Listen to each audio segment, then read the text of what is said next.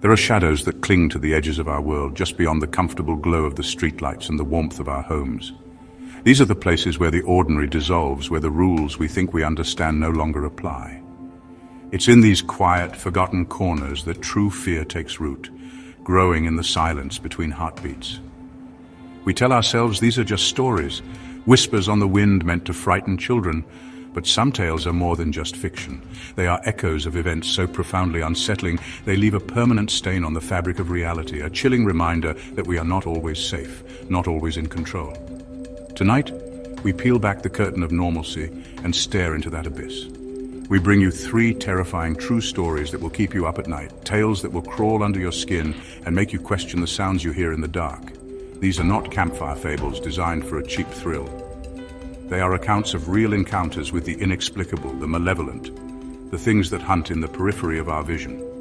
They are stories of survival, of narrow escapes, and of moments when the veil between our world and something else grew terrifyingly thin, threatening to tear completely. Prepare yourself to journey into the heart of these unsettling narratives.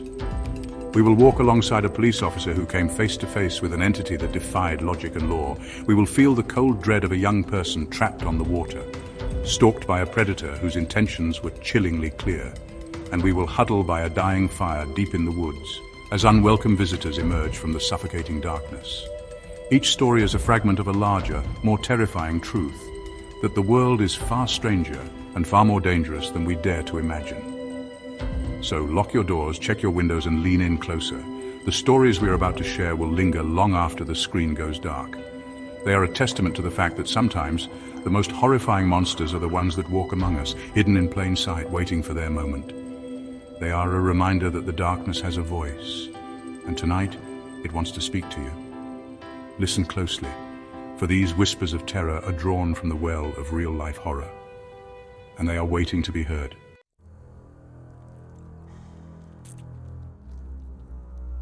The night shift in a small town often unfolds in a predictable rhythm of quiet and calm, a slow, ticking clock punctuated by the mundane. For Officer Miller, this evening was no different. The air was thick with late summer humidity, and the town slept under a blanket of stars. He was nearing the end of his patrol, the familiar streets a comforting, monotonous loop. The crackle of the radio was his only company, until a call shattered the night's tranquility. A woman, disoriented, was seen walking along the desolate stretch of Highway 17, miles from anywhere, wearing a thin white dress. Miller acknowledged the call, his mind running through rational explanations. He was a man of procedure and evidence. As he turned onto the highway, the world outside grew darker, the town's lights shrinking in his rearview mirror. The road ahead was a ribbon of asphalt swallowed by the darkness of the surrounding forests. He scanned the roadside, headlights cutting a lonely path through the gloom, expecting to see the figure at any moment. He drove for miles. There was nothing, no stranded vehicle, no sign of a person walking. He was about to radio back when his headlights finally caught something, a flicker of white against the black of the trees. It was her, standing perfectly still on the shoulder of the road, just as described. A woman in a short white dress, her form ethereal and out of place in the vast, empty darkness. Officer Miller slowed to a crawl, unease prickling at the back of his neck. The woman didn't move as he approached. She stood with her head slightly bowed, long dark hair obscuring her face. The white dress was immaculate, impossibly clean for someone walking along a dusty highway. He stepped out, the crunch of gravel under his boots sounding unnaturally loud. "Ma'am," he called, "are you all right? This is Officer Miller." There was no response. She remained motionless, a statue carved from moonlight and shadow. He took a few steps closer. Her feet were bare, pale against the dark asphalt, unmarked by the rough terrain. "Ma'am, I need you to talk to me. Are you lost? Do you need medical assistance?" Slowly she lifted her head. Her face was pale, almost translucent, her eyes wide and dark, absorbing the light. There was no fear, no emotion, just a terrifying emptiness.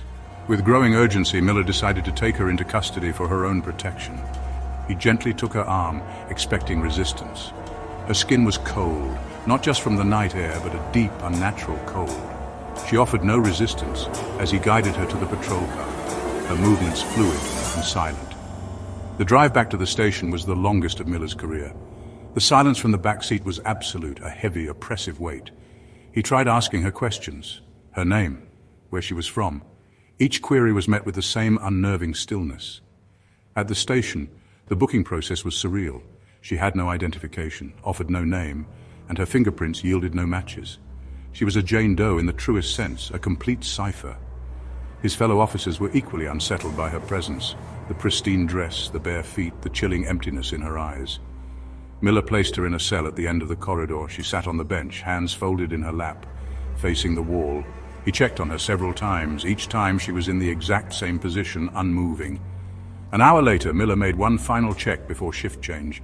He looked through the observation window, expecting the same static scene, but the cell was empty. The bench was vacant. She was gone. Panic surged through him. The door was locked, bolted from the outside. There were no other exits, no windows, no vents. The cell was bare, no sign of forced entry, no indication anyone had been there at all.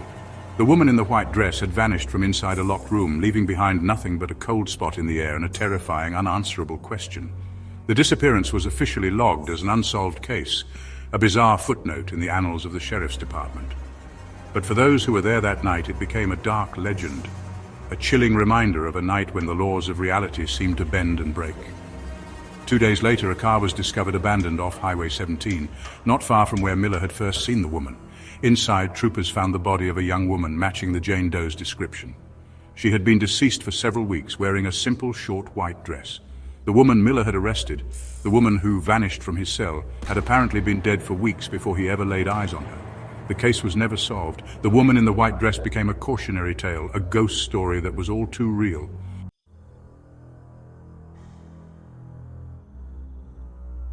For a 15-year-old scout named Alex, the annual canoe trip was the highlight of the summer. It was a chance for adventure, a test of skill and endurance, and a welcome escape from the suburbs into the wild, untamed beauty of the state park.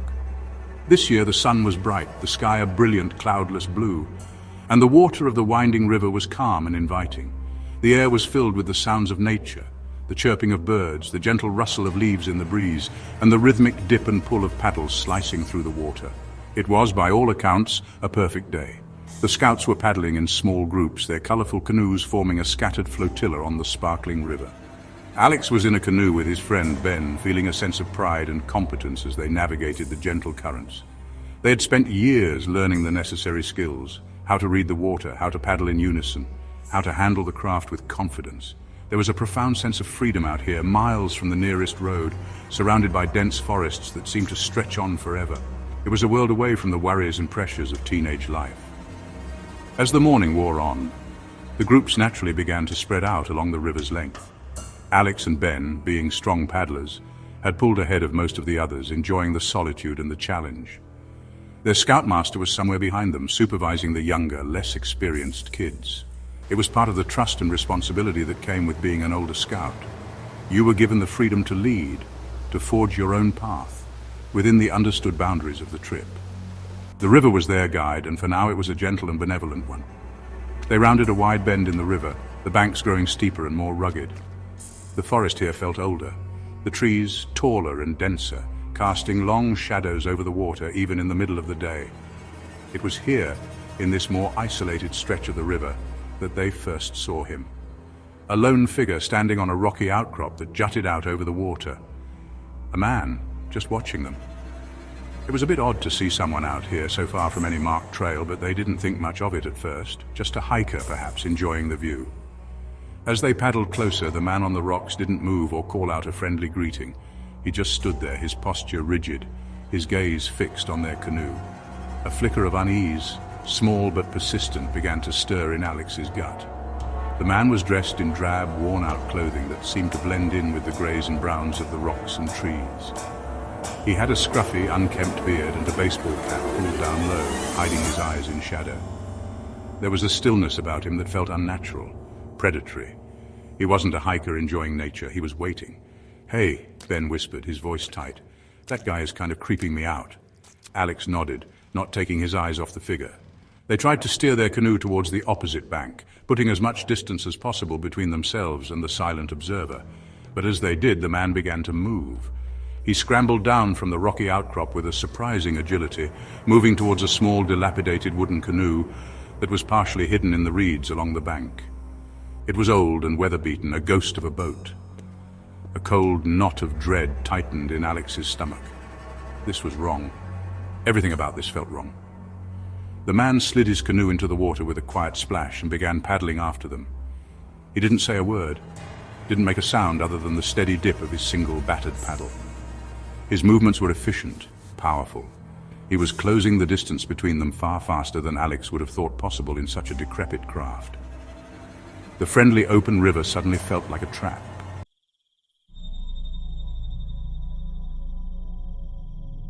The forest holds secrets older than memory, secrets that stir when the sun bleeds out behind the horizon and the world is reduced to shadow and sound. 3 friends, Mark, Liam, and Chloe, believed they understood the woods. They saw it as a sanctuary, a place to escape the noise, to reconnect under a blanket of stars. They pitched their tent deep within the ancient trees, far from any trail, seeking solitude they would soon regret. The air was crisp, the scent of pine and earth promising peace. As night fell, they gathered around their fire, its flames casting long, distorted shadows at the edge of their small circle of light. They shared stories, their laughter echoing before being swallowed by the immense silence of the wilderness. They felt utterly alone. But the woods are never truly empty. The fire began to wane, its roar softening to a gentle crackle. The logs crumbled into embers, their light barely holding the darkness at bay. In that quiet moment, a subtle shift occurred, a sudden chill, a vacuum of silence as the night sounds seemed to hold their breath. An unspoken tension settled over the campsite. They tried to dismiss it, blaming tired minds and the spookiness of the deep woods. Mark poked at the embers, Liam scanned the trees, Chloe hugged her knees. They were on the edge of an encounter that would haunt them forever. He emerged from the darkness so silently it was as if he had been sculpted from the shadows themselves. One moment there were 3 of them, the next 4. No sound announced his arrival. He simply stood at the edge of the firelight, a tall, gaunt figure dressed in archaic clothing, his face a mask of placid neutrality, his eyes dark pools reflecting the firelight. Then came the children, a boy and a girl stepping out from behind the man, silent and unnerving, their faces pale and serious, their eyes wide and unblinking. They mirrored the man's stillness, exuding an aura of unnatural calm. They looked like they belonged to the darkness from which they had emerged.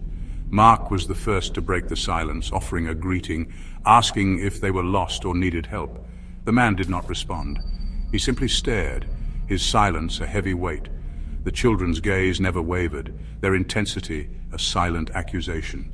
The friends exchanged panicked glances, trapped in a bizarre, terrifying standoff. These were not lost hikers, they were something else entirely, something ancient and wrong that had stepped out of folklore and into the fragile light of their dying fire. Without a word, the man and the 2 children moved forward, gliding over the forest floor. They settled on the opposite side of the fire as if joining a familiar gathering. The silence that followed was absolute and suffocating. Mark, Liam, and Chloe sat frozen, every muscle tensed, their voices stolen by fear. The man's stillness was a force of nature, the children's eyes drinking in their terror. The fire was no longer a comfort, but a dividing line between the natural and the unnatural. Time stretched. Liam later said it felt like the man was speaking to them, but not with his voice. Impressions of ancient trees, dark earth, endless nights. It was a glimpse into a consciousness profoundly alien, a mind indifferent to human life. Just as suddenly the man stood up. The children rose in perfect unison. They had not spoken, not moved for what felt like an eternity, and now they were preparing to depart. The man reached into his coat. Mark tensed, fearing a weapon, but the man's hand emerged holding 3 small, smooth black stones. He held them out, an offering across the dying embers. Then, in a soft, raspy voice, he spoke a single sentence. "You should not have come here." It was not a warning, but a fact. He placed the stones in a neat line before their tent, a deliberate, ritualistic act, a marker, a ward, or perhaps a curse. Without a backward glance, he and the children melted back into the darkness. The woods returned to their nocturnal symphony, but the silence they left behind was deafening. The 3 friends remained by the fire, staring at the spot where their visitors had vanished, then at the 3 black stones, a solemn verdict before their tent. The spell was broken, but the fear was not. The night was no longer just dark, it was watchful. Their sanctuary had been violated, transformed into a place of menace. Sleep was impossible. The idea of entering the tent, of stepping over that line of stones, was unthinkable. They spent the rest of the night huddled by the embers, feeding the fire, desperately trying to keep the darkness at bay. At dawn they packed in frantic silence, leaving the stones where they lay. a small, dark monument to their terror. They ran from the clearing, not daring to look back, feeling the unseen eyes of the forest on them until they reached their car. The experience left an indelible scar. They never camped again. The woods, once a source of joy, became a symbol of a deep and unsettling mystery. Who was that man? Who were those silent, watchful children? What was the meaning of the stones and his final chilling words? These questions haunt them still. They had peered into a darkness that peered back, and learned that there are things in this world, hidden in the deep, silent places, that do not wish us well.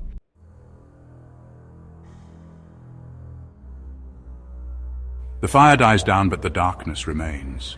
The stories end, but the fear lingers, a cold presence at the edge of your senses.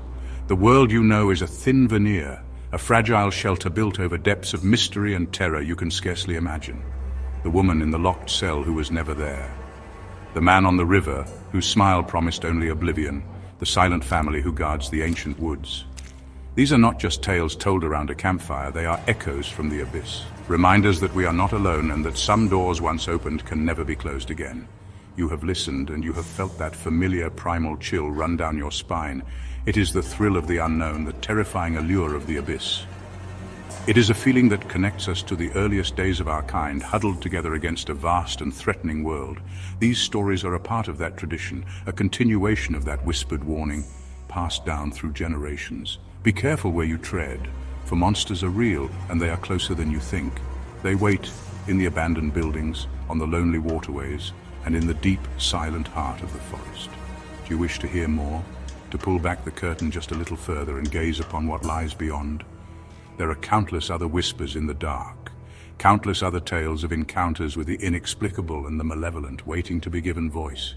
More shadows are stirring, eager to play their part upon the stage of your nightmares. The journey into the heart of fear is a long and treacherous one, but it is a journey that we must take together. For in the shared experience of terror, we find a strange and binding comfort. The night is far from over. More terrifying tales await you if you dare. They are gathering at the edges of our reality, ready to step into the light. All you must do is listen, subscribe to this channel, and step into the darkness with us. Join our community of watchers and listeners and ensure you never miss another whisper from the other side. The next story is already beginning. Can you hear it? Subscribe and find out what horrors the next night will bring.